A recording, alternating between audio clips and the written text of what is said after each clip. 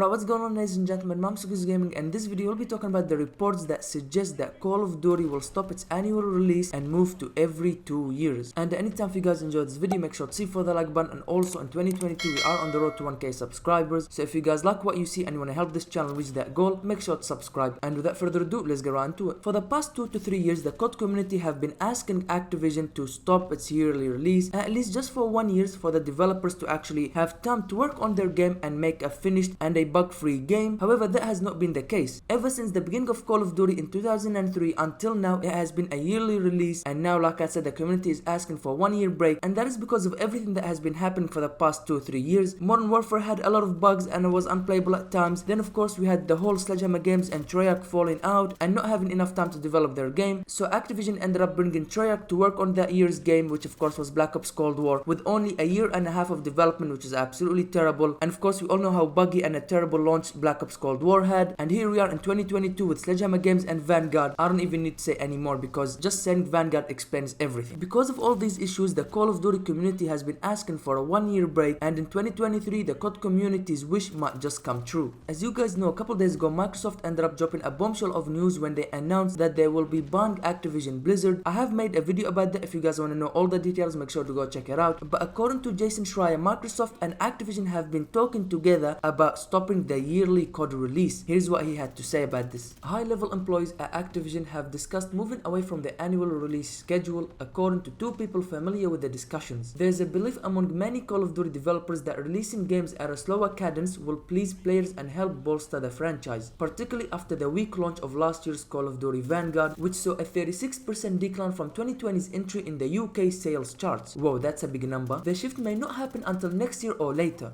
as this year's Call of Duty is expected to redeem the franchise fortunes. Oh snap, those are some big words that we will talk about later in this video. Slowing down the Call of Duty's release schedule may lighten developers' intense workload and could provide new opportunities for Activision's game makers to work on other titles.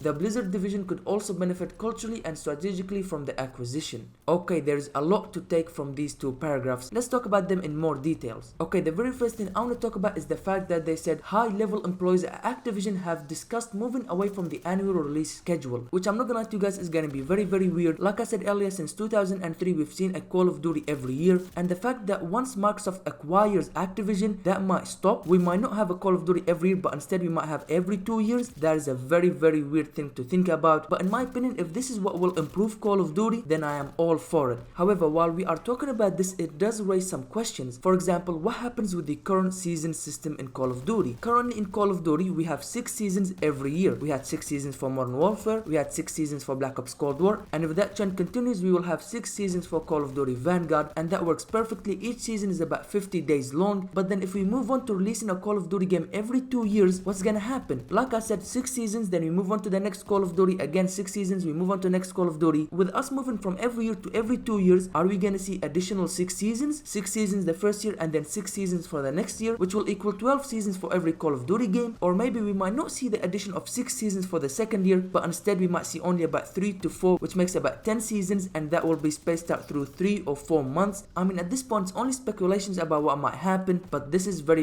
interesting. We currently have a formula of 6 seasons per Call of Duty. What will happen once we have a second year? This is very interesting. I'm not gonna lie to you guys, I'm really not sure what will happen. What do you guys think might happen? Make sure to tell me in the comment section down below. Another thing is, what happens if we get a Call of Duty that nobody likes? Well, guess what? Now we are stuck with it for 2 years instead of 1. For example, right now we have Call of Duty Vanguard. Believe me, nobody likes it, including myself. But the good thing is we only have it for 12 months. That's already 3 months gone. We only have about 9 to 10 more left, and that's it. We don't have to play Call of Duty Vanguard ever again. It will be gone and we simply move on to the next year's Call of Duty. But let's say we had Call of Duty Vanguard for 2 years. That means we have to play it through 2022 and also 2023 until we get the next Call of Duty in 2024, and that would be absolutely ridiculous. We will be stuck with Call of Duty Vanguard. Now Jason Schreier, in his report, he said the shift may not happen until next year or the year later, which means it's Phil Spencer who wants this, because by next year or the year after, Microsoft would have already finalized the deal for buying Activision Blizzard. So if this becomes a thing and actually Call of Duty stops its yearly release, Modern Warfare 22 might be the last year where we see a yearly Call of Duty release, because moving on in 2023, what was supposed to be Treyarch's game, by then the deal would have already been finalized and Microsoft would have bought Activision, and Treyarch's next Call of Duty game might be pushed back to 2024, which means we will have 2 years of Modern Warfare, and in 2024 we might get Treyarch's next game, and in 2026 we might see Sledgehammer's game, and imagine we get Vanguard 2 and we're stuck with it for 2 years. Man, oh man, that's a scary thought.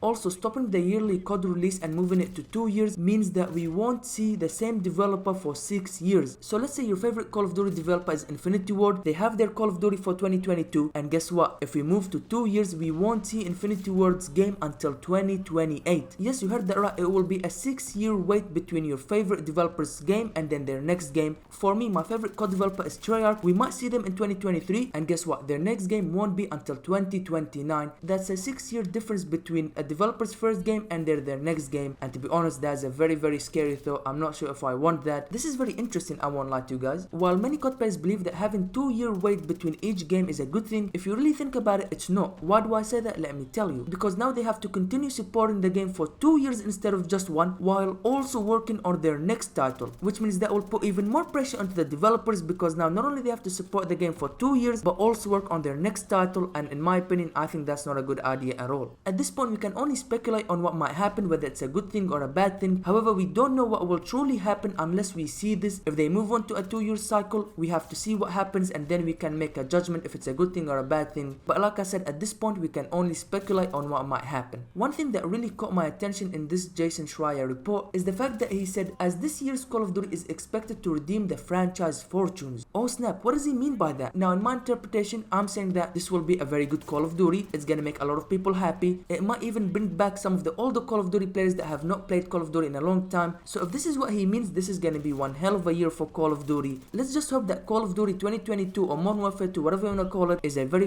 good Call of Duty, and let's hope it actually brings back the community together and it makes the community happy. Let's just hope that Call of Duty 2022 is gonna be an awesome Call of Duty game. We've seen what Modern Warfare 2019 did. After 3 years of people just being unhappy about Call of Duty with the futuristic settings and the advanced movement, then boom, Infinity Ward comes with Modern Warfare 2019 and it absolutely reinvents Call of Duty, brings back a lot of people, makes the Call of Duty community happy, and let's just hope that happens again. Lastly, I want to mention the fact that Phil Spencer wants some of the Call of Duty developers to actually work on other titles. Yes, you heard that right, Phil Spencer wants some of the COD developers to actually work on some titles. As you guys know, Treyarch, Infinity Ward, and Sledgehammer Games have only been working on Call of Duty since like forever, and then you have the best example in terms of Toys for Bob. They were working on Crash Bandicoot 4, of course. Once they finished working on Crash Bandicoot, Activision just took them, put them to work on Warzone, and pretty much all the developers have been working on Call of Duty. Whether they want to make new games or not, they have to work on Call of Duty, whether it's the multiplayer or Warzone, and that might change under Phil Spencer, but once again, we'll have to wait and see what happens. But with all that being said, this year Call of Duty Modern Warfare 2 might be the last yearly released Call of Duty before moving to every 2 years. Like I said, this is a very scary thought, but if it improves Call of Duty, then I am all for it. I am very excited for the Microsoft acquisition of Activision. Let's just hope it moves Call of Duty in the right direction. But thank you guys for watching this video. If you enjoyed it, make sure to see for the like button. 15 Call of Duty, make sure to subscribe, turn on notification bell and join notification squad, and I'll catch you guys later.